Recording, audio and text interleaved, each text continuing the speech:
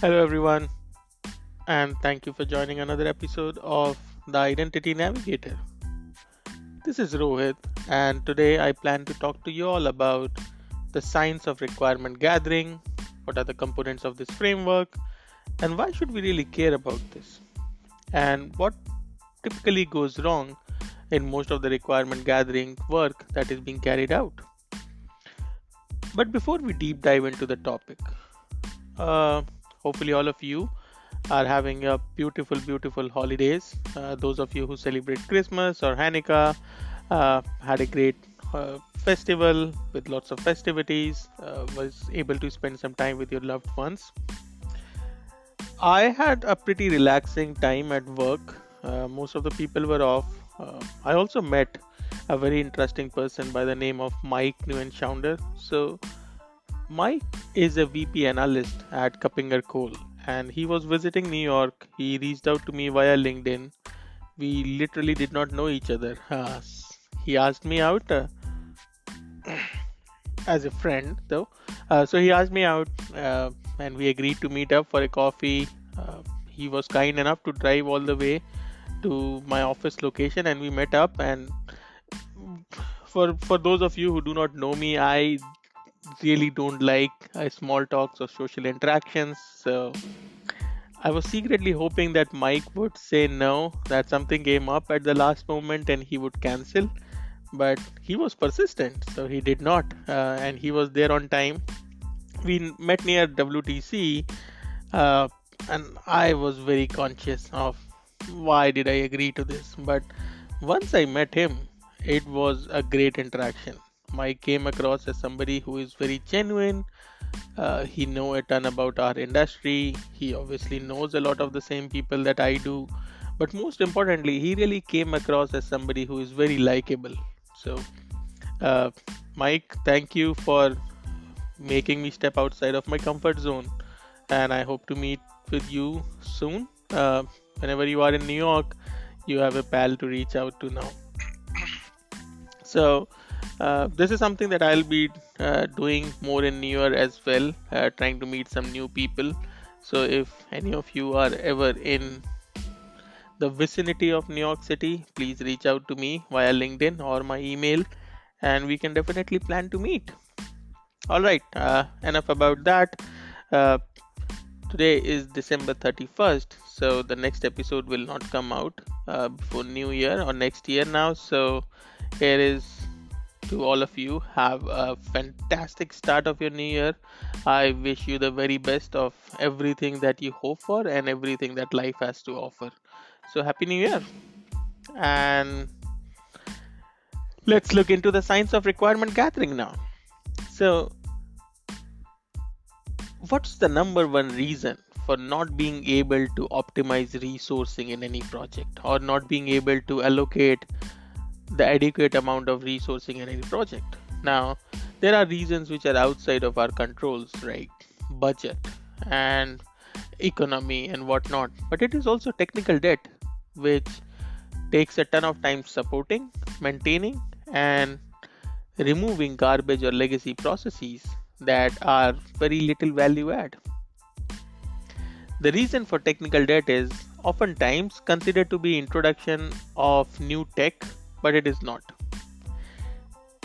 We actively create technical debt every day by implementing suboptimal processes in the name of budgets, speed, or executive pressure. So it is not just the old tech, but it is the improper implementation that we carry out every day.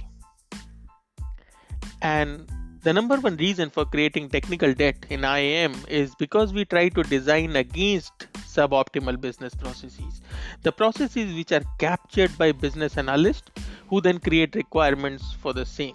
So by the time a developer is involved, identifies the complexity, and sometimes even an architect is involved, the requirements are already signed off. And thus now you have to build against something which is suboptimal in the first place. I recently spoke about, most of the business problems disguise themselves as IAM problems, and IAM team get a ton of flake for the problems that are really business problems.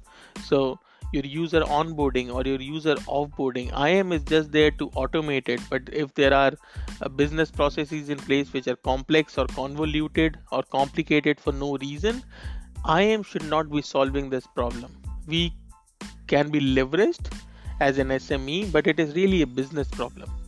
Now, once we carry out these requirements and get a sign off on these requirements and start to develop against them, we are in no way, shape, or form ready. We are not in a state to actually go ahead and discuss about process rationalization because we have already gone over that hump. So that is where business analyst and how do we gather the requirements becomes such a crucial piece of the puzzle. Often I've seen that the role of business analyst is not given enough importance as much as it should. These are either sub-technical or semi-technical resources, or sometimes junior resources, or sometimes maybe people who just wanted to get an easy gig.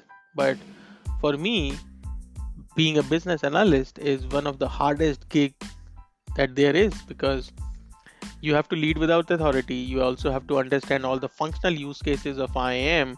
At the same time, you have to understand what's next in the market.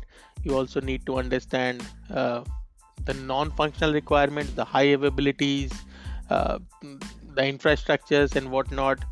At the same time, you have to sometimes talk to very pissed off stakeholders and sometimes very senior stakeholders. So if you are trying to uh, go from a path of individual contributor to a management or a leadership, I think you should definitely try to be a business analyst for the next 6 months or so, and really understand the pressures there is in terms of stakeholder management and being good in both technical aspect as well as in stakeholder management aspect.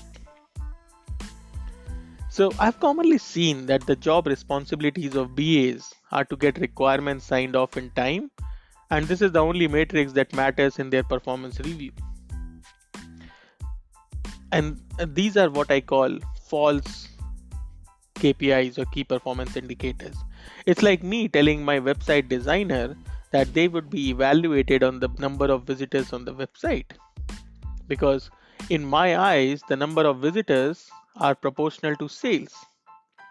But let's say somebody else replaces me and they are just looking at the KPI that I created, the sales part is then forgotten and it is all about the click rate that is measured. So we need to remember that metrics are a means to an end and not the end. And these are false KPIs, but these are also called, I in my head, I call them metrics gaslighting. These are false measurement of the actual result that we are trying to achieve. Uh, in this episode, we are zooming in on the cornerstone of any project's foundation, the requirement gathering framework. It is a process that, if done right, can lead your projects to its desired destination with precision, clarity, and auditability. Many a times you will refer to these concepts like the art of requirement gathering, the art of coding, and the art of project management. Now, I am not a fan of calling this or any other discipline in IAM or software engineering ecosystem art. And this is my rationale. Because the difference between art and science essentially lies in their method, purpose, and their means of inquiry. Art is often aimed at expressing emotions, conceptual ideas, and creating aesthetically pleasing objects. It is subjective and open to interpretation. The purpose of art is to evoke a response or provoke thought in the viewers or audience. Science, on the other hand, seeks to understand the natural world through empirical evidence and observation. It is objective and based on fact. The purpose of science is to produce knowledge and understanding through research, experimentation, and observation. So think about this. The method of arts are varied and unstructured. They might involve improvisation and personal expression. And science, We need to be systematic. There should be scientific methods. Should be systematic observation, experimentation, and analysis. It relies on repeatable and controlled methods to test predictions and theories. But most importantly, art is highly subjective. The same piece of art can mean different things to different people. It is often evaluated based on personal taste, feeling, and cultural context. Science strives for objectivity. Scientific results are expected to be the same regardless of who observes them. It is often evaluated based on repeatability, validity, and reliability. So think about this quick analysis of art and science that we just carried out. Do you want your process to be subjective in nature or objective in nature? Do you want your processes to be repeatable in nature, or do you want them to be influenced by personal taste? Do you want them to be same to everybody, or do you want them to be interpreted differently by different people? And the outcome of art is the creation of something unique that may have emotional or aesthetic value, whereas for science, we are looking for an outcome that is development of theories, laws, and models that explain or predict natural phenomena or employee onboarding and offboarding and whatnot. So, in essence, art and science are two fundamentally different ways of exploring and understanding the world. Art is about personal expression and the human experience, whereas science is about seeking objective truths through methodological processes. Both are invaluable to society, don't get me wrong. They contribute to culture and knowledge in distinct ways. But let's step into the shoes of your BA, or if you are BA, then hang on to those shoes. How is your performance being judged when there is no subjective guidelines on what or how you must capture requirements? Your performance then rests on the development team on whether they can or cannot understand requirements. And that is the reason for my personal disliking of calling anything like this art. We need to provide our people exact parameters to judge their work based on the outcome of their work and not by the feeling of other teams.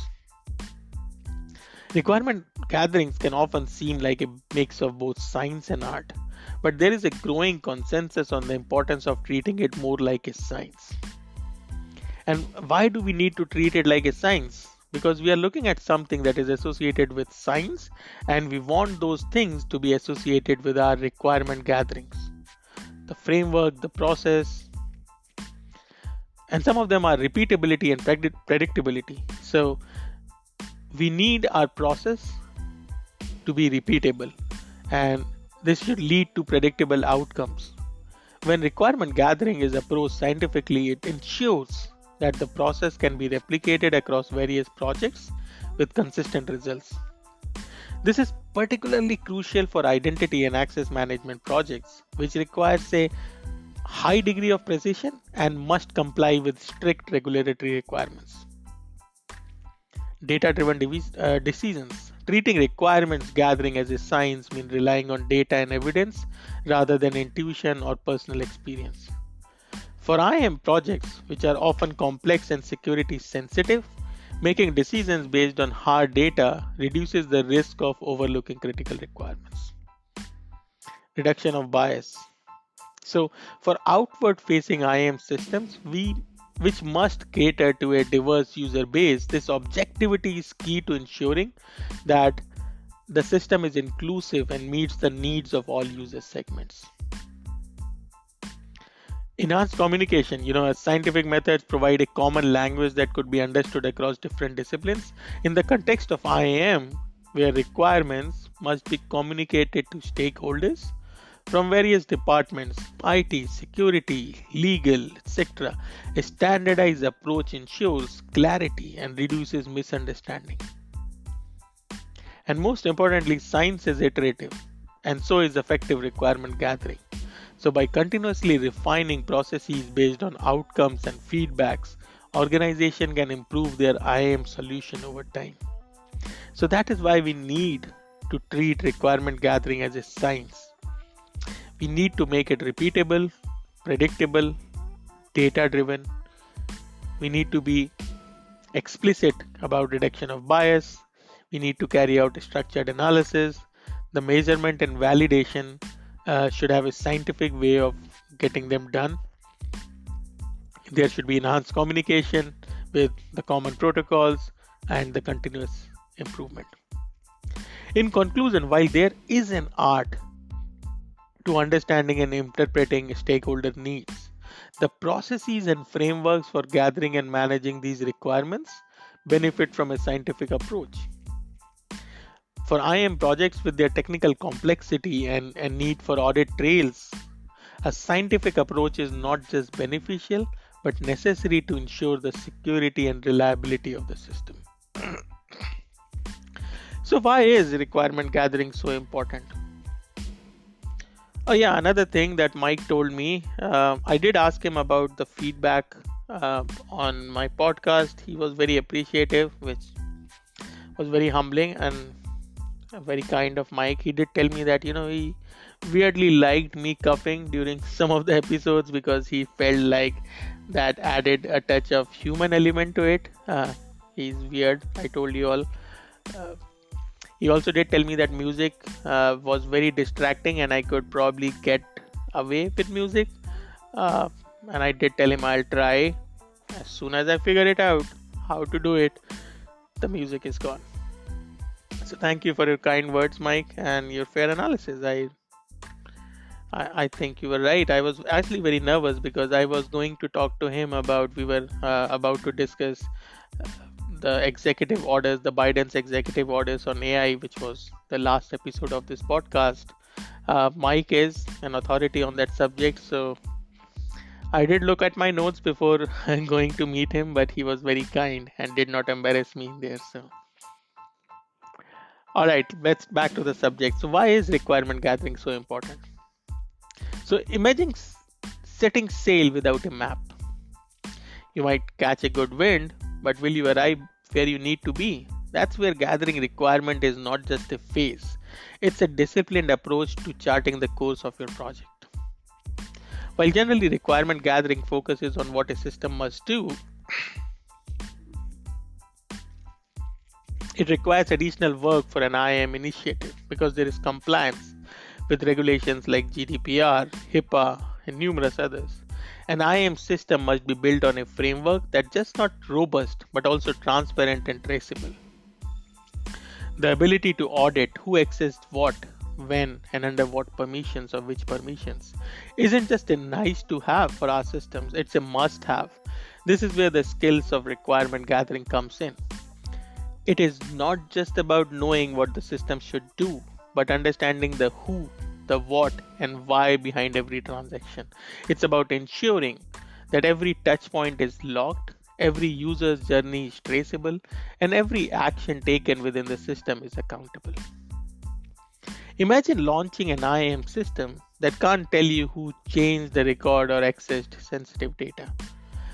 That's like a ship setting sail without a logbook, navigating blind in a sea of potential breaches and regulatory storms. That is why, as business analysts or project navigators, the depth of our requirement gathering must match the depth of the digital sea we are traversing. It's not just about the technical specs, it's about the narrative of security, the story of compliance, and the script of user interaction. Every login, every role assignment, every permission modification must be chaptered in a well documented saga of security. And this narrative begins with comprehensive requirement gathering. As a BA, whether you wear a technical hat, a compliance helmet, or a user experience cap, your mission is to weave those threads into a cohesive and secure tapestry. That is why your role in requirement gathering is as much about understanding the laws of digital lands as it is about the technical know-hows. It is really unfair for a role to be able to understand the business, understand the technology, be a master negotiator, be great at leading without authority, be able to carry out stakeholder negotiations, push back when required, forward looking, and that is why BA role is not a simple role. And anybody who doesn't understand this or short staffs their BAs actually messes up their projects in the very first phase.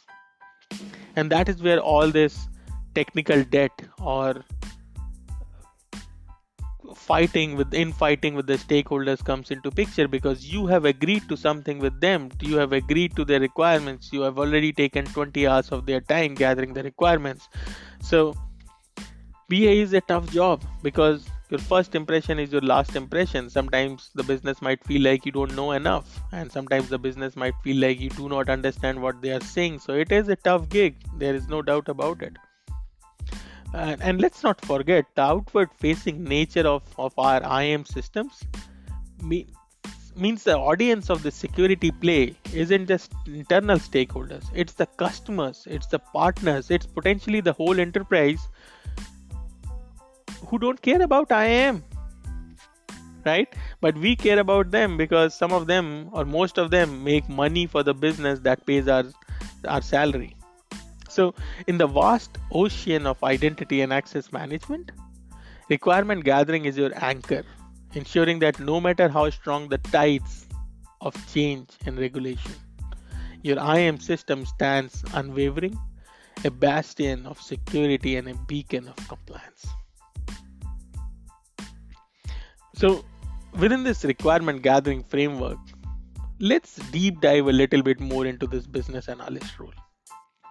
A business analyst plays a crucial role in the bridge between the company's business needs and the solution provided by IT services or other stakeholders. And the core duties of a BA can or should include understanding business objectives.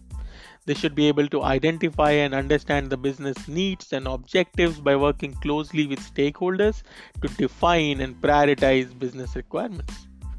This is to say, they should be very sharp to understand the business. At the same time, they should be likable so that business should be willing to spend time with them. Conducting research, they should be able to perform thorough research to gain a deep understanding of current business processes, systems, and the context in which the business operates. Uh, you will not be given everything on a platter. You would have to dig deep into those Confluence pages, those SharePoint, the documents, the link that business shares. So you should be very, very good at research. Requirement gathering, obviously. They should be able to elicit, analyze, and specify requirements through interactions such as interview, workshop, and surveys with stakeholders. Now, there are multiple tools about how do you carry out requirement gathering meetings. You can have interviews, workshops, stakeholders, whiteboarding sessions, and whatnot. But at the end of the day, the key word here is the BA should be able to analyze the requirement. They should go through a first level of analysis during that meeting itself. And in this requirement gathering phase, this can also involve, or this should involve, creating detailed business analysis, outlining problems, opportunities, and solutions for a business. They should be able to critically evaluate the information gathered and reconcile conflicts, decompose high level information into details, and abstract up from low level information to a general understanding. Documentation goes without saying. They should be able to translate and simplify requirements and ensure that they are properly documented and maintained throughout the project lifecycle. They should be able to carry out process modeling. Now, this is where I think most BAs fail. They should be able to create process models, specifications, diagrams, and charts to provide directions to developers and project teams. So we need to remember that developers have not spoken to the business. It's the BAs who have spoken to the business. So they should not believe that their job should be done if they have filled in an Excel file, because that is what the objective was. They should be able to provide anything that is needed so that the developers understand their discussions in details, creating those process models, specifications, diagrams, charts, whatever it takes, so that the developers understands what is truly expected of them. They should be able to assess available solutions and identify new approaches that can meet business objectives. This can include assessing the business impact and risk associated with the new solution. BA should be helping with project management support, because assisting with project management by helping to plan projects, monitor timeline, ensure that project deliverables meet business requirements. They need to act like as a liaison between business units, technology teams, and support teams, ensuring open communication and that stakeholders' needs and concerns are addressed. They should be able to test solutions or help to test solutions, identify problems, and suggest improvements. Ensure that the deliverables meet the business requirements and are of highest quality. Because if you have ever played the game of telephone, right? One person says something to other person, other person says the same thing to the third person, and like so, the information gets diluted. So if the business talks to BA, they document something, the document is looked at by the QA creates test cases based upon that. There is a lot of loss of information. So with BAs helping to test solutions, identifying problems, and ensuring that the deliverables meet the business requirements, that loss of information doesn't happen, and we can ensure the highest quality deliverable. Change management, right? If done right, BAs are the people who the business know and trust the most.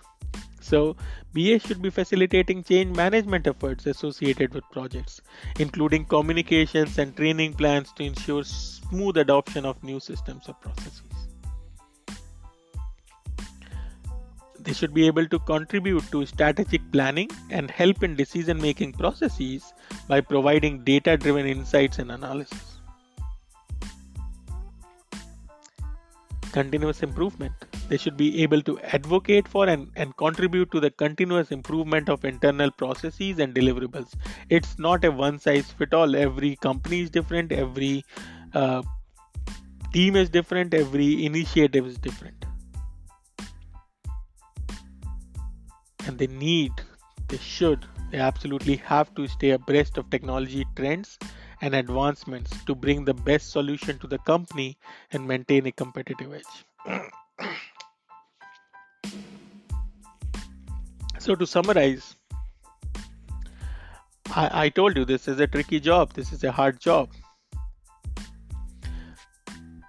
They should be able to understand business objectives, conduct research, gather requirements, analyze requirements, document requirements and manage requirements, process modeling, solution assessment and validation, project management support, stakeholder management, quality assurance, change management, strategic planning, continuous improvement, and technology analysis.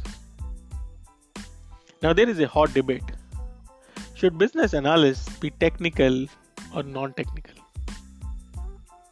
Hold that thought. We'll navigate these murky waters in just a moment. But let's deep dive into our requirement gathering framework. I've given it a lot of thought and I've tried to simplify it as much as possible. So I've tried to keep it away from any buzzwords or jargons. So it's a 5-phase voyage. Elicitation, analysis, documentation, verification, and management. Right? These are the 5 phases of our requirement gathering framework. Each phase is a stepping stone to the next, ensuring that no details are left. In elicitation, it's all about discovery. As a solo navigator, your compass here is your ability to listen, observe, and ask probing questions. It is about engaging stakeholders, conducting interviews, sending out surveys, and truly understanding the needs that drive the project. Then we sail into analysis. This is where you, as a BA, must decode the information gathered. It's a process of distillation, separating the wheat from the chaff to pinpoint the core requirements. Now, on to documentation. This is where the business analyst becomes the cartographer, meticulously mapping out the requirements, clear, concise, and comprehensive. Because this documentation is your best defense against the turbulent seas of project ambiguity. I don't sometimes mind BAs carrying out a sort of Moscow rationalization here, the must have, should have, could have, good to have, you know, what is something that the business absolutely needs versus what is something that's good to have or nice to have. It is good for a developer to know, or a project manager or a product owner to know. Moving on, verification is your checkpoint. Are we still on course? This phase is about validating the requirements with all stakeholders. It's a collaborative effort to ensure that the map accurately reflects the territory. You shouldn't be talking to your stakeholders and then going away and then not talking to them before we are ready for the release. And finally, we have management. Requirements aren't set in stone, they are like the tides, constantly shifting. As a business analyst, you must be able to adapt at managing these changes without losing sight of the shoreline. Right? So, the 5 phases that we spoke about in the requirement gathering framework are elicitation, analysis, documentation, verification, and management. Now, often the requirements gathered by business analysts are marked as final, against which the development is carried out. At max, the requirements are classified in functional and non-functional buckets. But for me, that's not enough. That's not granular enough. Systems should also be considered from additional lenses. Now, considering the following only during the design phase leads to a Lego brick architecture anti-pattern. So, what are those lenses through which you should be looking at those requirements outside of those functional and non-functional buckets? Usability. The solution must be appropriate to the technical competence of the intended users and ergonomically acceptable to those users. Imagine everybody in your company has an Android phone. I said imagine. And you create an Apple app or an iPad app for it. Interoperability. The solution must provide for the long-term requirements for the interoperability between communicating information systems and applications. Integration. The solution must integrate with the wide range of computer applications and platforms for which it might be required in the long term. Supportability. The solution must be capable of being supported in the environment within which it has been designed to be used. Let's say your company is all about cloud, or your company is all about on-premise, or your company is all about Java.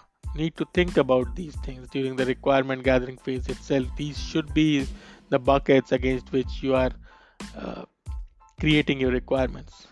Low cost development. The solution should be a modular design and hence capable of being integrated into a development program at minimal cost.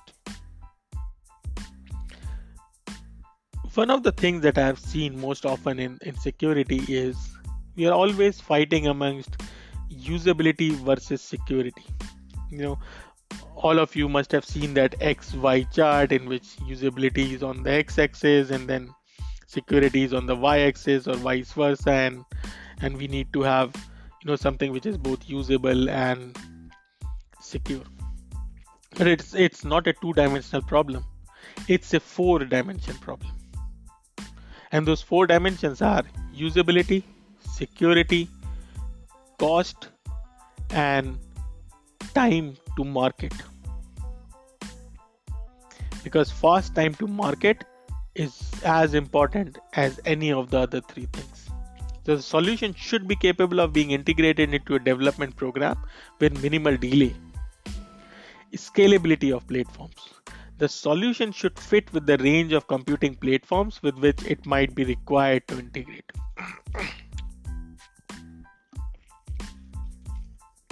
Scalability of cost.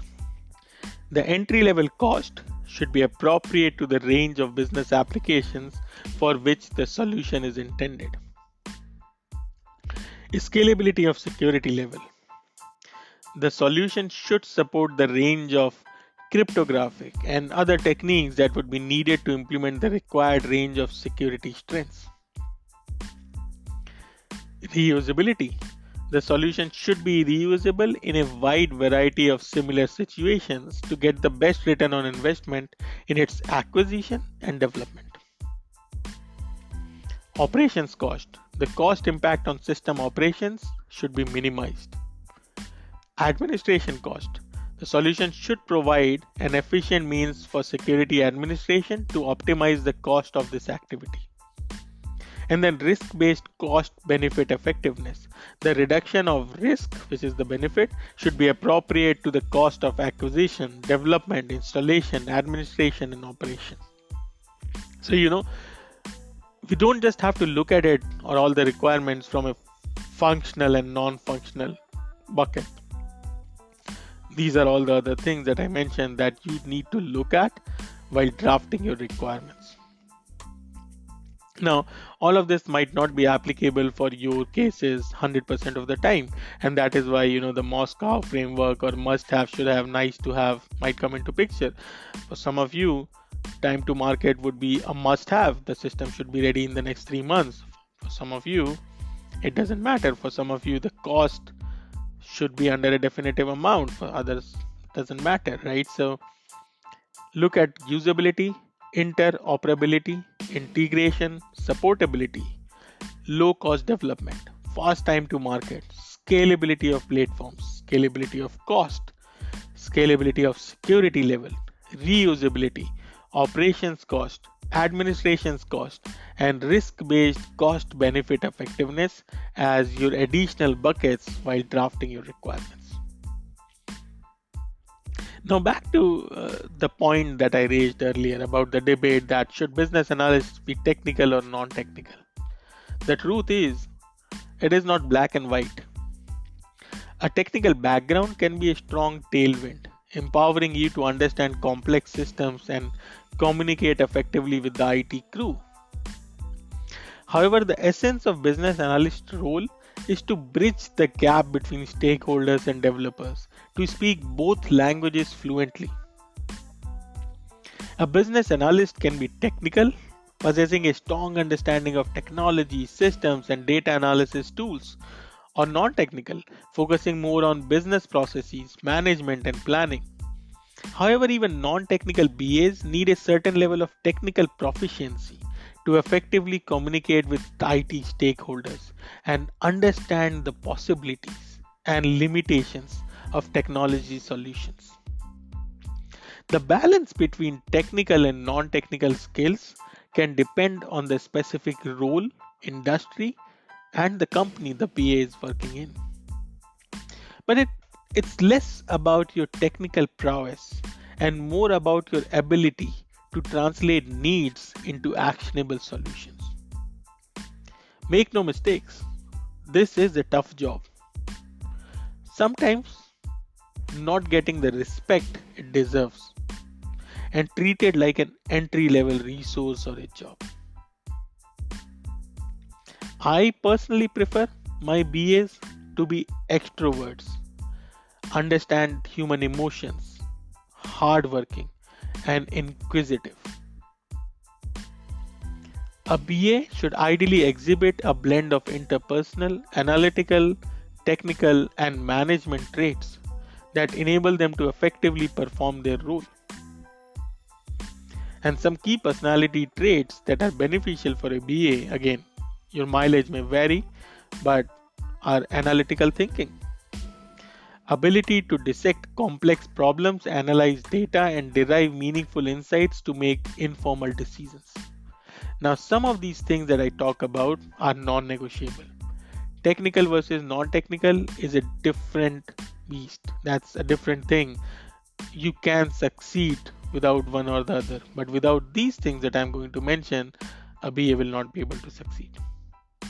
Analytical thinking being the first one of it, communication skills being the second, proficient in both verbal and written communication, able to clearly articulate ideas, requirements, and solutions to both technical and non technical stakeholders,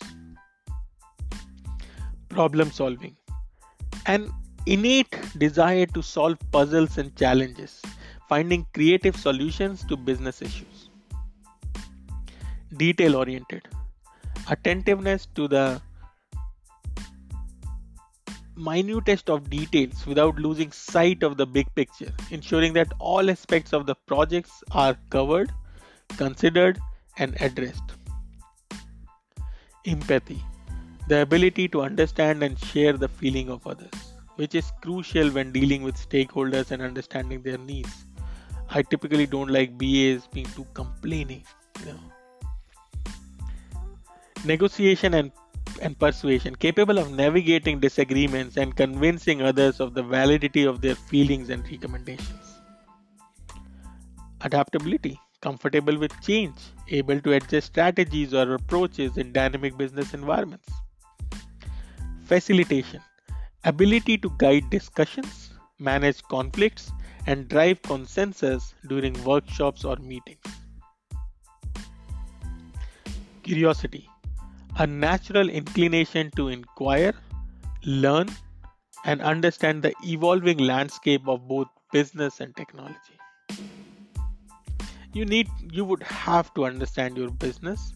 You would have to understand the domain that you are in. There is no other way. It is not expected to be at the level of an engineer, but you definitely need to understand the services or the solutions that you are providing. Leadership. Every leader should be BA at one point of their time, capable of taking charge when necessary and guiding project teams and stakeholders toward achieving business goals.